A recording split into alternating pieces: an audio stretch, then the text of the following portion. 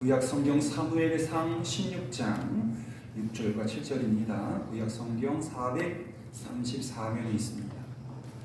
성경은 펼쳐놓으시고 또 성경이 편하시면 성경을 또 큰 스크린이 편하시면 스크린을 보시고 마음으로 따라 읽어주시면 좋겠습니다. 사무엘상 16장 6절과 7절 말씀 제가 봉독해 드리겠습니다.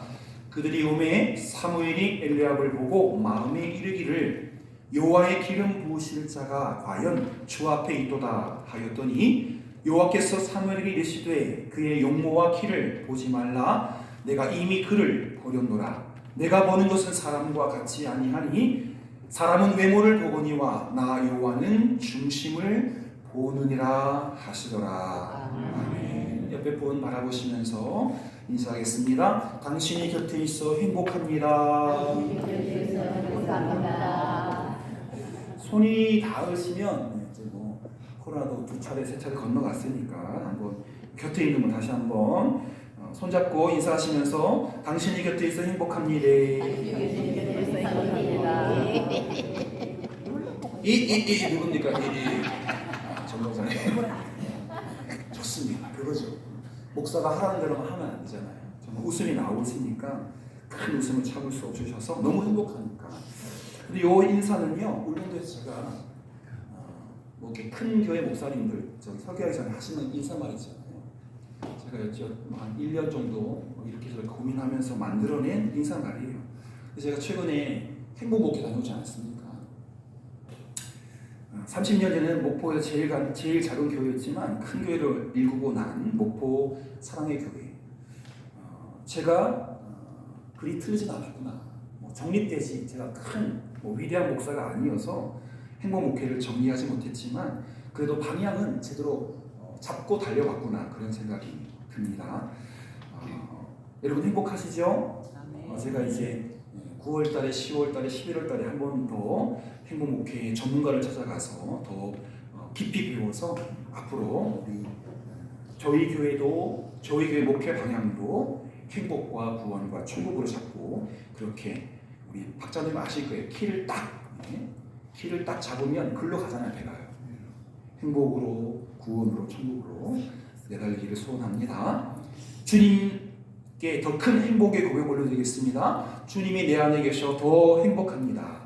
주님이 내 안에 계셔 더 행복합니다. 할렐루야. 앞으로 더 여름은 더워지고 겨울은 추워질 텐데 하와이 불났잖아요. 작년 겨울에 저쪽 호주에 또 큰 산불이 났거든요. 걷잡을 수 없어요. 이게 이제 지구 환경이 깨졌기 때문에 발생하는 아픔입니다. 내년 여름은 더 더워질 거고요. 내년 겨울은 더 추워질 것입니다. 그래도 우리가 견디어 이어야겠죠. 주님을 행복 삼아 더워도 행복하고 추워도 행복하고. 여러분 제가 열심히 잡초를 베잖아요. 이 여름철에 잡초가 한 3, 4일 지나면 안 벤 것처럼 돋아나더라고요. 그 잡초가 그렇지 다른 나무들 여러분이 애써 키우는 그 그죠? 작물들 뭐 고추 가지 이런 거 쑥쑥하잖아요. 잡초는 보기 싫지만 제가 잘 몰라도 여러분들 어이구 이만큼 컸네 어이구 이만큼 컸네 그죠? 조금 있으면 또 누렇게 익어가지고 황금 들녘이 될 것인데 여름은 여름이어야 하고 또 겨울은 겨울이어야 합니다. 오늘 제목에 주제가 써 있는데요. 9글자인가요? 한번 크게 읽어보실까요? 시작. 중심을 보시는 하나님. 할렐루야. 이따가 중심이 뭔지 우리 청거사에게 묻겠습니다. 네 대답을 준비해 주시고.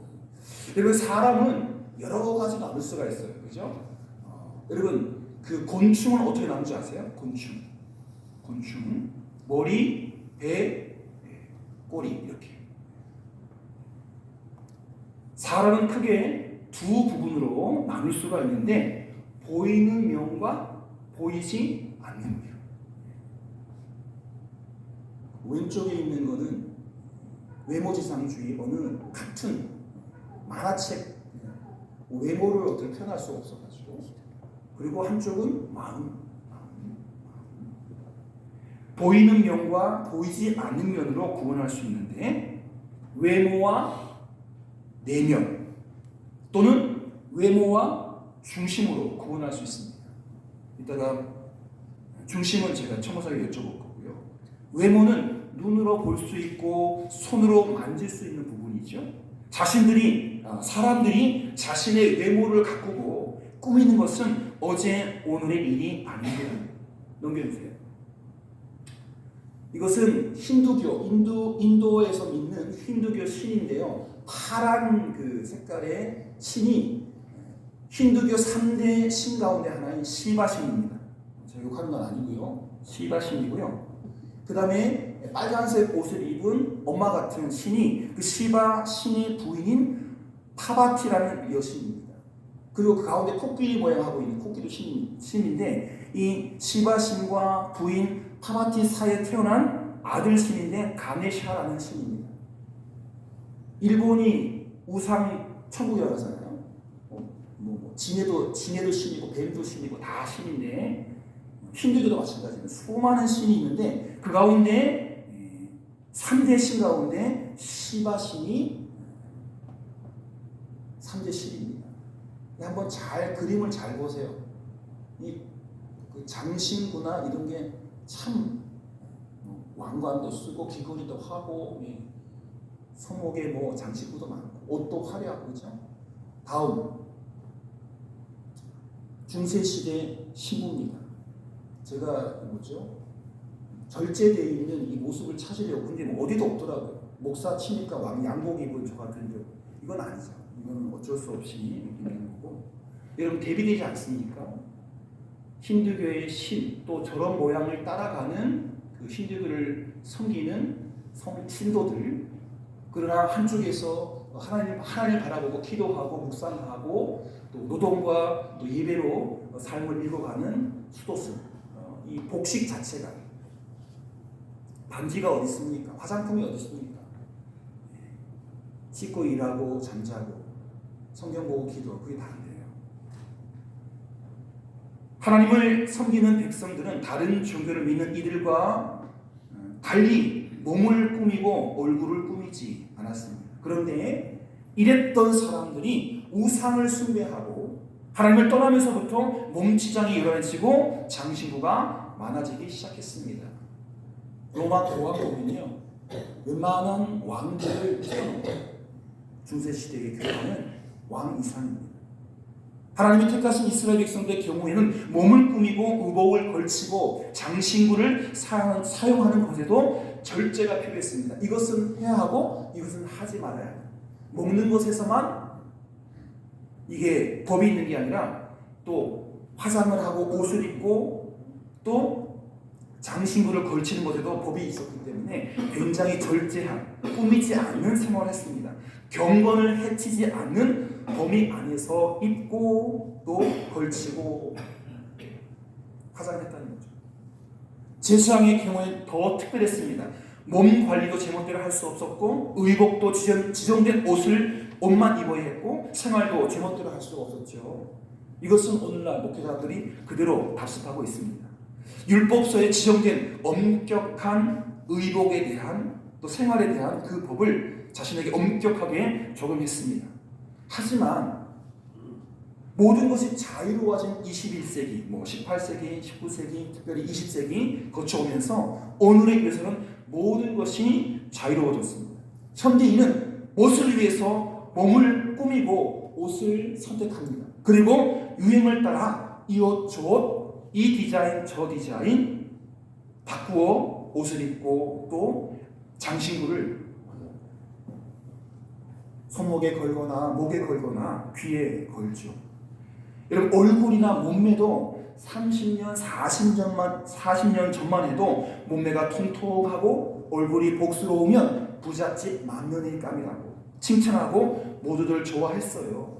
20년, 30년 전만 해도. 지금은 아닙니다. 엄마들은, 시어머니들은 그런 분들을 좋아할지 모르지만 요즘은 미인의 기준이 변했습니다. 키 크고 날씬해야 합니다. 제가 찾다 보니까 저걸 찾았는데요. 중간에 뭐라고 써있습니까? 시대에 맞게 변화하는 얼굴의 황금 비율인데요. 여러분 좌측 얼굴이 예쁩니까? 우측 얼굴이 예쁩니까? 저거는 조작이에요. 사실 우측 얼굴이 더 예쁘게 진하게 돼 있어요. 좌측 얼굴이 누구죠? 좌측 누굽니까? 예? 박장님 아시는데 말 못해요. 나고자님 음식을 위해서. 옛날에 그 아름다운 배우잖아요, 그죠? 근데 이마와 코와 입 부위가 1대 1대 1이에요. 그런데 요즘 변했다는 거죠. 저거는 성형외과. 아마 저분 누구죠? 예진아? 오른쪽에 있는 건? 예? 아니에요.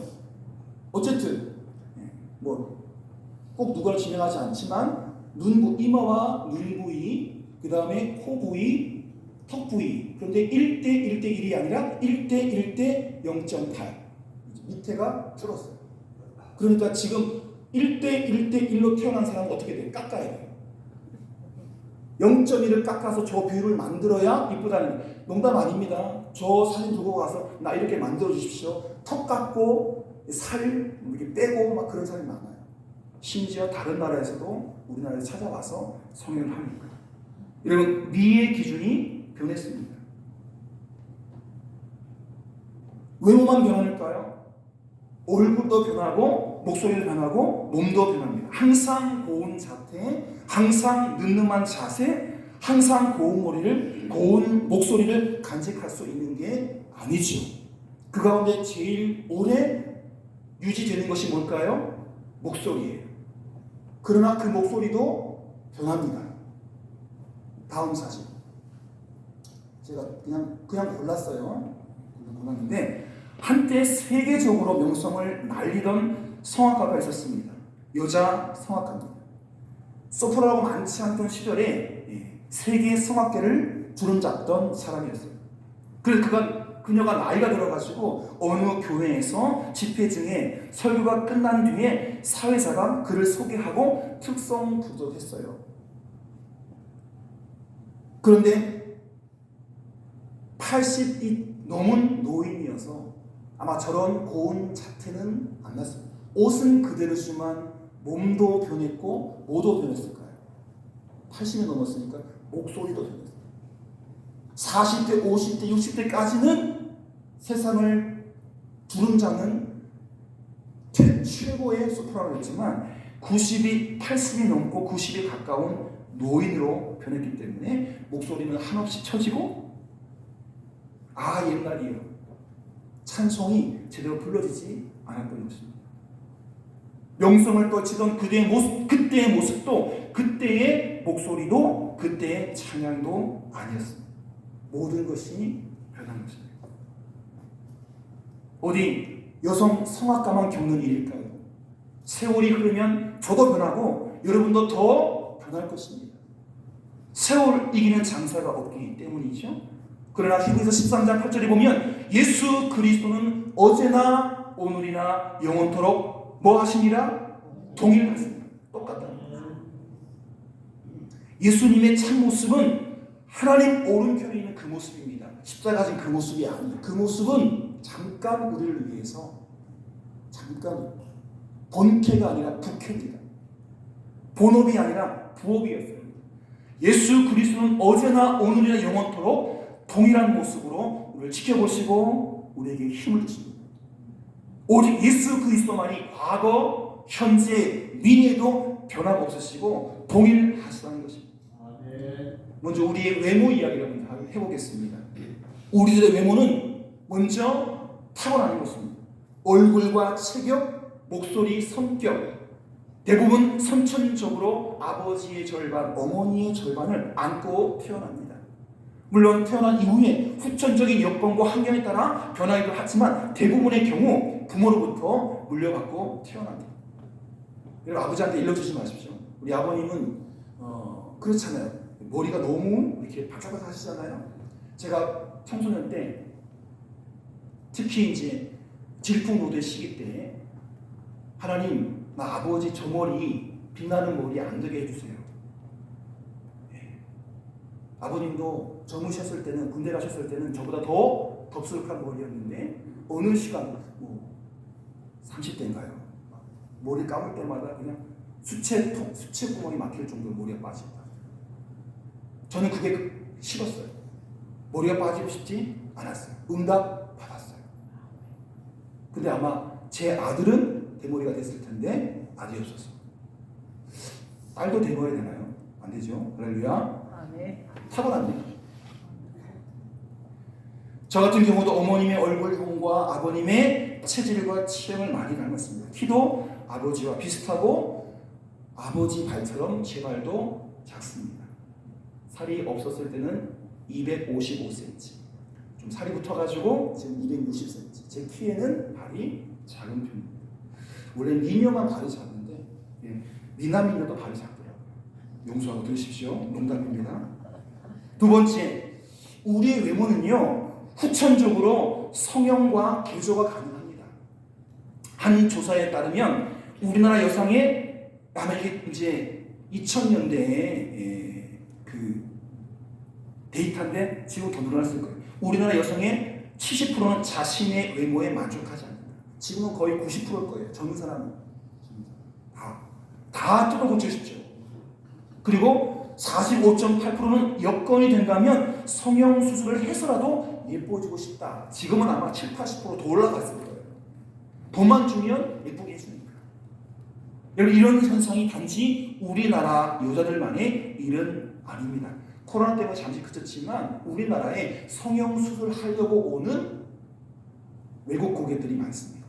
공항에서 미리 그 각 나라에서 섭외를 해가지고 아예 우리가 여행을 가는 것처럼 성형 수술 여행을 가는 거예요. 한국으로 도착하면 맞이해가지고 바로 호텔 하룻밤 자고 그 다음에 수술하고 그 다음 다시 호텔 쉬다가 가는 거예요. 우리나라에 성형 수술을 하려고 비행기 타고 오는 부자들이 많다는 거예요. 그런데 신기한 건 갖고 오는 설계도대로 더 이쁘게 만들어준다는 거예요. 미국보다, 영국보다, 일본보다. 왜? 우리나라 사람이 손재주가 어마어마하죠. 남성도 이외가 아닙니다. 그런데 얼굴 바꾸고 키를 크게 하고 여러분 키를 인공적으로 막 늘려가지고요 다리에 뭐 철심을 박아가지고 20cm 늘리는 사람도 있어요. 약도 먹고 수술해가지고 안지 뭐 성키가 150 이런 남자들이 보통은 뭐 160은 넘어야 돼요. 그러니까 인공적으로 수술하고 약을 먹고 이거 늘려가지고 20cm 늘린 사람 이야기를 제가 봤습니다. 여러분 예뻐지고 싶은 욕망, 건강해지고 싶은 욕망 자체를 부정적으로 볼 필요는 없습니다. 그러나 모든 것을 다 제쳐놓고 예뻐지려고 하고 모든 것을 다 제쳐놓고 키 크려고 하고 모든 것을 다 제쳐놓고 똑똑해지려고 하는 이것은 잘못된 것이죠. 무엇이든지 과한 것은 너무 과한 것은 좋지 않은 것입니다. 현재 내 얼굴은 하나님이 주신 것이고 부모님이 물려주신 것입니다. 그렇기 때문에 지금의 이 모습에 만족하고 살아야 합니다. 알았지 예진아? 맞아. 지금 뭐 이 나이에 뭐 50, 60, 70 저 같은 경우에는 제가 한 번도 잘났다고 생각한 적이 없는데 이 얼굴 주신 하나님께 감사하고 이 얼굴을 물려주신 부모님께 감사합니다. 그리고 요즘 세태가 봄바탕 뜯어고치려고 하니까 그래서 누군지 모르는 거죠. 엄마 얼굴도 없고 아빠 얼굴도 없고 예쁘긴 됐지만 사실 따져보면 괴물의 얼굴이거든요. 그래서 우리의 외모는 타고나고 후천적으로 돈만 주면 개조가 가능합니다. 세 번째로는 다 아시는 것처럼 사람의 외모는 계속 변합니다. 여러분 제가 총각일 때 몸무게가 몇 킬로였을까요? 저희 큰 누나가 시집 가기 전에 청바지를 입었는데 그게 들어갔어요. 그리고 저희 집안은 아버님도 그런데 이 엉덩이가 큽니다. 사실 나쁜 분은 저분이에요. 결혼하셔가지고 오만 것 몸에 좋은 거 다 먹여가지고 나이살이 쪄가지고 이제는 앞에 나온 이 배를 어떻게 할 수 없는데 가끔 아주 가끔 1년에 한 번 사진첩을 펴볼 때가 있어요. 딱 펼치면 빨가벗고 찍었던 베개 사진부터 안동 낙동강에서 찍었던 사진하며 처음 교복을 입고 찍은 사진하며 첫 아이를 품고 찍은 사진, 결혼 사진, 얼굴 윤곽은 비슷하지만 자꾸 변해가지고 아마 청년 때 또 뭐 결혼할 때 그때가 가장 제 모습에 있어서는 가장 예뻤던 시절이 아닌가. 지금은 또 많이 변했죠. 그러나 지금 그 주름살도 감사해요. 제 삶의 흔적입니다. 삶대로 주름지지 않습니다. 행복한 주름, 거룩한 주름이 저에게 가득했으면 좋겠습니다. 마지막으로 중요합니다. 우리의 외모는 믿음의 사람들 마지막 부활 때에 신령한 몸으로 변합니다. 믿으시면 아멘? 마지막 때에 안 믿는 사람들은 더 변할 게 없죠. 거기서 끝이죠. 지옥 가서 뭐 변할 게 없죠. 하나 믿음의 사람들은 마지막 때에 우리가 상상할 수 없는 신령한 몸으로, 신비한 몸으로, 신비한 얼굴로 변한다는 것입니다. 그 변화된 신령한 몸으로 천국에 들어갑니다. 신령한 몸이란 병들지 않고 죽지 않고 늙지 않고 주름지지 않는 몸과 얼굴을 뜻합니다. 그게 뭔지 전하러 가야 알겠죠? 제가 어떻게 신령한 몸, 신령한 얼굴을 입을지 전하러 가야 되겠죠. 그렇다면 왜 사람들은 외모에 관심이 많을까요? 그것은 외모를 중요시하고 외모로 사람을 판단하기 때문입니다. 얼마나 잘생겼느냐, 어떤 부모 밑에서 어떤 공부를 하고 어떤 학교를 나왔느냐, 얼마나 잘 사느냐, 아파트가 몇 평이냐, 자동차가 뭐냐, 이런 것들로 평가합니다. 보이는 것, 만져지는 것, 외부로 나타나는 외모로 그를 평가합니다. 하지만 야고보 2장 5절에 보면 사랑하는 형제들아 들을지어다. 하나님이 세상에서 가난한 자를 택하사 믿음에 부요하게 하시고 또 자기를 사랑하는 자들에게 약속하신 나라를 상속으로 받게 하지 아니하셨느냐. 여러분 부자가 천국을 상속했습니까? 아니요. 이 말씀 보면 세상에서 가난한 자, 그래서 하나님밖에 의지할 것이 없어 매일매일 그 가난 때문에 하나님을 찾았던 그가 하나님 나라를 상속받는다. 여러분 가난이 축복입니까? 저주입니까? 이 말씀에는 가난이 축복인 것이다. 야고보서 2장 9절에 보면 만일 너희가 사람을 외모로 차별하여 대하면 죄를 짓는 것이니 율법이 너희를 범법자로 정죄하리라. 요즘에 TV에서 나쁜 짓 하는 사람 얼굴 공개하잖아요. 그게 결정되기 전까지 막 뒤집어 씌우고 마스크 씌우고 안경 씌워서 안 보이고 하는데 딱 하면 나오잖아요. 클린턴 대통령, 전 대통령도 사진 찍고 했더라고요. 여러 가지 죄가 있어가지고 너희가 사람을 차별하여 대하면 부자라고 잘 대해주고 없다고 못생겼다고 뚱뚱하다고 안 막대하면 죄를 짓는 것이니 율법이 너희를 범법자로 정죄하리라. 사람 다 똑같습니다. 성경은 사람의 외모를 보고 그 사람을 평가하는 것을 금지합니다. 예수님도 제자를 부르실 때에 외모나 외적 조건, 어느 대학 나왔느냐, 어느 부모 밑에서 태어났느냐 따지지 않았습니다. 여러분 10대 제자들의 대부분이 직업이 뭡니까? 어부였습니다. 박장로님은 1번 태서 뽑혔을 거예요. 베드로, 안드레, 야고보 할 때 불러가셨을 거예요. 우리 마을에 아마 대부분 제자로 불렸을 거예요. 그런가 하면 세무서 직원도 있고 무직자, 아무 직장도 없고 일거리가 없는, 심지어 단도를 무릎에 차고 다니는 열혈당원이었어요. 독립투쟁. 물론 예수님께 부르셨을 때 아마 그 칼을 뺐을 거예요. 칼 빼고 와야 되지 예수님 따라다니다가 푹 찔러버리면 예수님 이름이 다 붙잡힙니까? 왜요? 대부분이 어부들이고 세무서 직원 한 사람, 무직자들 이렇게 불렀던 이유는 외모가 일하는 게 아니에요. 외모가 생각하는 거 아니거든요. 주님은 외모로 드러나지 않는 다른 점들을 보시고 그것을 택하여 사용하신 것입니다. 한 교회 담임 목사 경우를 들어볼까요? 담임 목사를 뽑을 때는 이력서가 화려할수록 좋죠.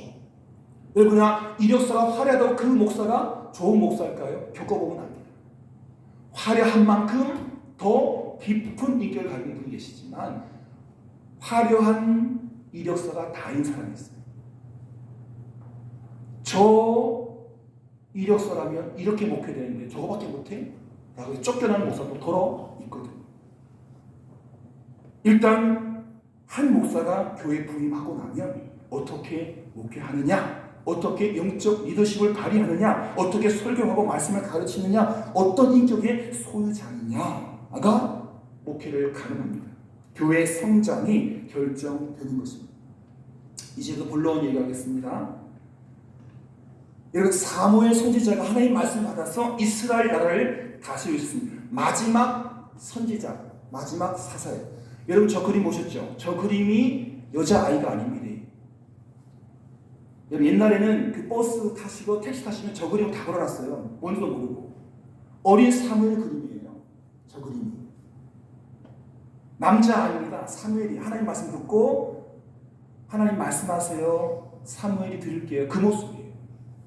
1776년 조시아 레이놀즈가 선지자 사무엘의 유년기의 모습을 상상해서 그린 그림이에요. 오늘도 무사히 알아보시죠? 예. 버스에 붙여놨던 사무엘이에요.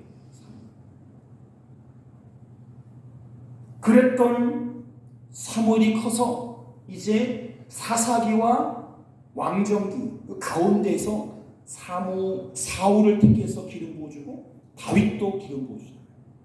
사울을 불러 기름 부었습니다. 그런데도 불구하고 사울이 교만해서 하나님이 진짜 왔는데 잊어버리고 사고를 치니까 하나님이 조용히 너는 이새를 찾아가서 그 아들들 중에 한 사람에게 기름을 부어라.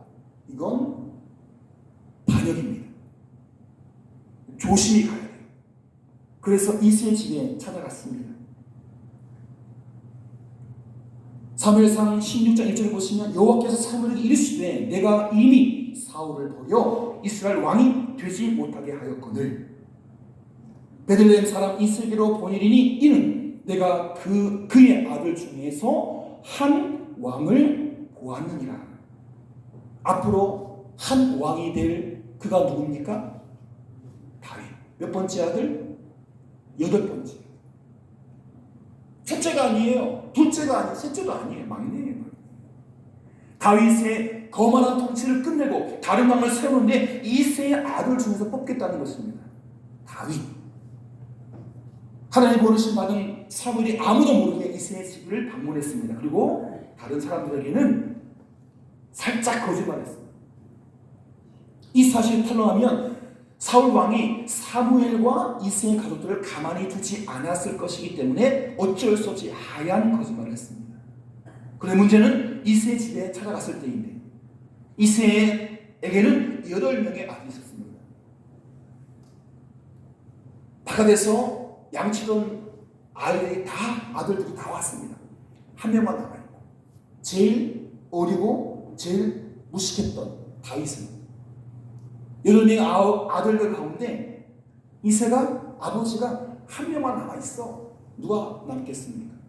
뭔지 모르겠지만 바깥 손님이 왔으니까 형들이 다가고 너 잠깐만 있어봐 하고 막내를 남겨놓은 거죠. 사무엘은 이새의 가족들에게 함께 제사 드리자며 다 모이기를 청했고 그리고 가장 먼저 큰아들 엘리압을 보는 순간 머리에서 지진이 났습니다. 너무 잘생겼다. 체격 좋다. 큰아들의 용모와 키 그리고 말솜씨에 첫째구나. 역시 하나님은 똑똑하시고 말하기. 그리고 유대인의 전통도 장자 중심이기 때문에 큰아들이 왕이 될 사람이라고 확신했습니다. 그러나 하나님은 사무엘의 마음을 읽으셨습니다. 본문 7절을 다시 한번 같이 읽겠습니다. 시작. 그의 용모와 키를 보지 말라. 내가 이미 그를 버렸노라. 내가 보는 것은 사람과 같지 아니하니 사람은 외모를 보거니와 나 여호와는 중심을 보느니라. 사무엘은 엘리압이 딱인데 하나님 뭐라고요? 이미 버렸다. 아닌 거예요. 쭉 겸손히 살았다면 다윗까지 가지 않죠. 엘리압이 찾아갈 수 있었습니다. 그런데 패를 들었는데 아니야. 두 번째 지켜보니까 또 아니야. 어린 것이 더 좋았을 수 있어요. 그렇잖아요. 사무엘 눈에 들었던 맏아들 엘리압 아닙니다. 둘째 아들 아미나답 아닙니다. 셋째 삼마도 아니었습니다. 7 아들이 모두 사무엘 앞에 있었지만 그들 중에 왕이 될 사람은 없었습니다. 사무엘이 이새에게 물었습니다. 다른 아들은 없습니까? 이새가 마지못해 대답합니다. 아직 막내 아들이 남았는데 그놈은 저기 들판에서 양을 지키고 있습니다. 라고 하자 그 막내 아들을 데려오도록 부탁했습니다. 이새의 8번째 아들 다윗이었죠. 외적인 조건, 외모만을 본다면 큰아들 엘리압이나 둘째 아미나답이나 셋째 삼마가 선택되어야 했습니다. 그렇지만 하나님의 선택 기준은 다른 데 있었습니다. 이게 아마 성경 이야기에 어린아이들 보는 책 같은데요. 사무엘이 기름 붓고 있죠. 그 옆에 보면 가운데 초록색 옷 입고 있는 분이 이새로. 주변에 8명은 되지 않지만 형들이 있습니다. 막내가 지금 기름 부어서 뭐가 되는 거예요? 왕이 되는 거예요. 그런데 저 형들은 몰라요. 지금 저 기름 부은 게 뭔지 몰라요. 선지자도 기름 붓고 선지자가 되나? 사무엘의 제자가 되나? 그 정도 생각했겠죠. 그런데 저 기름은 왕이 되는 기름. 누가? 다윗이.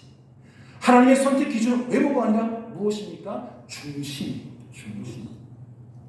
여러분, 중심이 무엇입니까? 청구사에 들어갔습니까? 이걸 딱 담겨 계시네요. 하나님이 계시는 마음. 눈으로 보이지 않는 그 사람의 마음. 하나님만 볼 수 있는 그 사람의 마음. 그 마음이 하나님을 향하고 있느냐 없느냐. 그 중심이 하나님을 보고 있느냐 안 보느냐. 아까 우리가 마지막 찬송 뭐 했죠?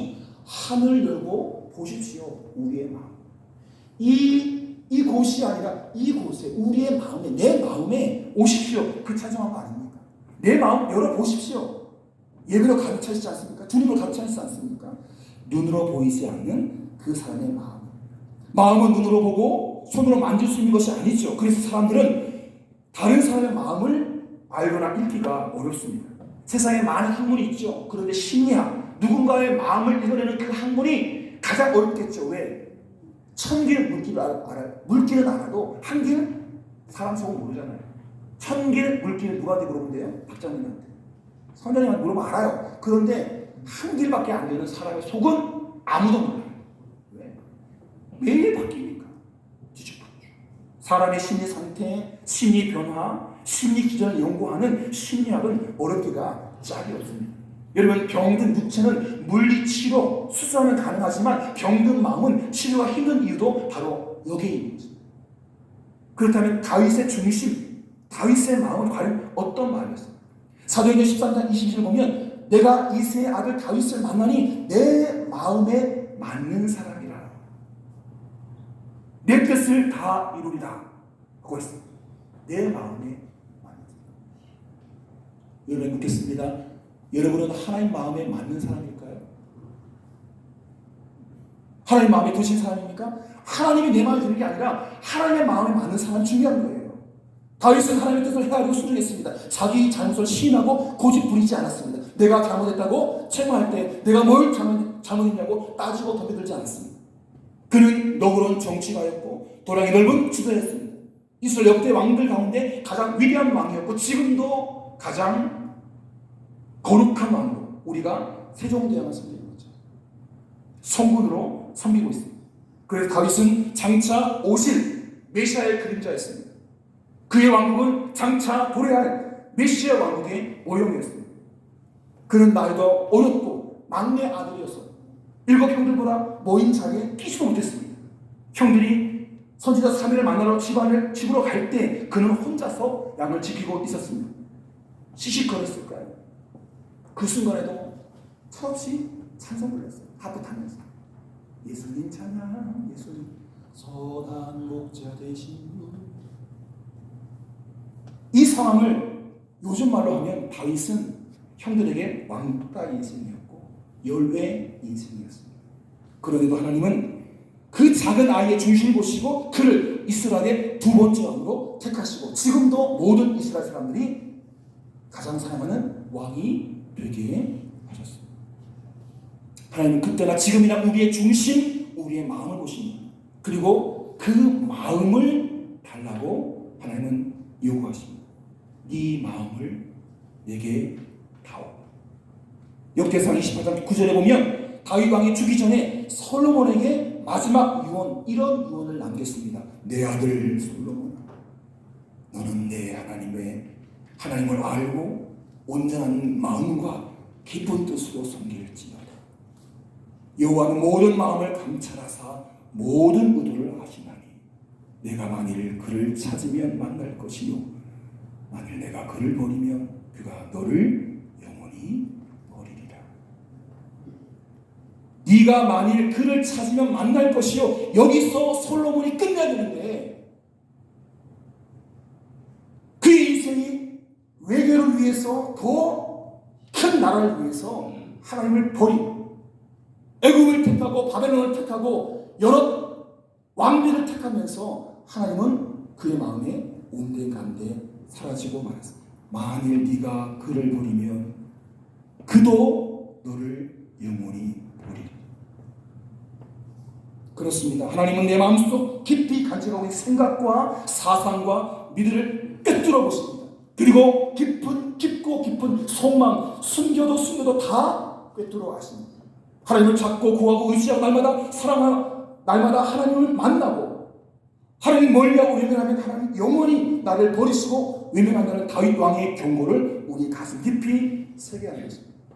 사랑하는 성도 여러분, 하나님은 오늘도 내일도 우리의 중심을 꿰뚫어 보십니다. 엑스레이도 MRI도 볼 수 없는 그 중심, 나의 마음 하나님은 훤히 내다보십니다. 내 마음 중심에 하나님을 주인으로 모셔드릴 수 있기를 바랍니다.